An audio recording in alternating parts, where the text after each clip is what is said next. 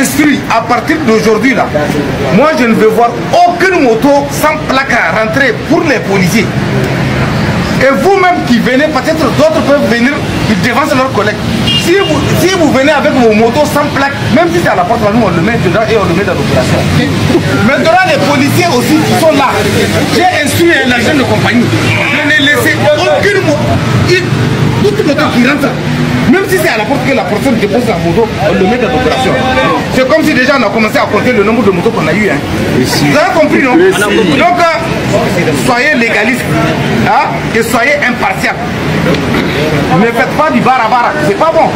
Vous-même, vous avez peut-être des motos qui ne sont pas à règle et vous continuez à prendre les motos des gens qui ne sont pas à règle. Et ils ont commencé même à parler. Hein. Ils ont commencé à parler. Assalamu alaikum warahmatullahi ta'ala wabarakatuh. Alamu duniya barkamu da haka. Fatan kowa yana lafiya, ina cin ƙoshin lafiya. To alhamdulillah ala kulli hal. Kamar yadda kuka ga wannan bidiyo na Police National na ƙasar mu Niger.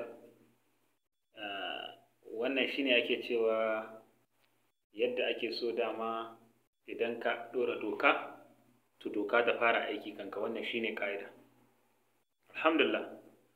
Police National na ƙasar mu Niger muna yi muku fatan alkhairi.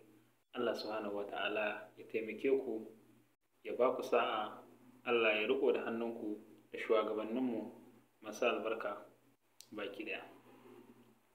Gaskiya na ji daɗin bidiyon nan sosai, na ji daɗin shi sosai wallahi, duba da abubuwan da wannan shugaban 'yan sanda namu na ƙasar Nijar yake magana a kai, cewar ba za a ɗaga ma kowa ƙafa ba,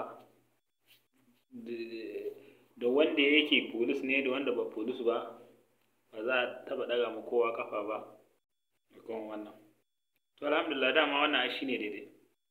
Duk lokacin da mai doka ya zo ya yi tsaye ya zana cewa doka a kan shi ma za ta yi aiki, to tabbas gama garin sauran jama'a na ƙasa daga doka dole za su bi doka.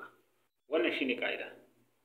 Ubangiji Allah ya taimake ku, Allah ya ɗauka ƙasar mu Nijar, Allah ya kawo mana ci gaba da zama lafiya, alfarma Annabi sallallahu alaihi wasallam. Shugabannin masu albarka, kullum muna ƙara yi muku addu'a da fatan alkhairi, muna ƙara roƙon Allah subhanahu wata'ala ya riƙo da hannunku, Allah ya shige muku gaba. Dukkan wani maki ko na zalimi ko wani munafiki, muna roƙon Allah subhanahu wata'ala ko dare ko rana Allah ya mana maganin shi. Muna kowa da kowa fatan alkhairi. Assalamu alaikum.